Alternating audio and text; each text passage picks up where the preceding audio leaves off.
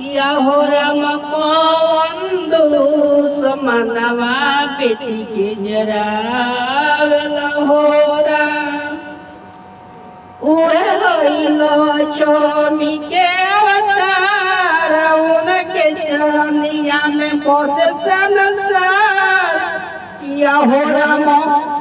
किया हो राम कौन दोष मनवा बेटी के जरा बेटी हो ससुर के हो बेटी हो ससुर के हो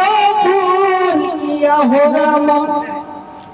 हो राम कौन दोष मनवा बेटी के जरा किया हो राम कौन दोष मनवा बेटी के जरा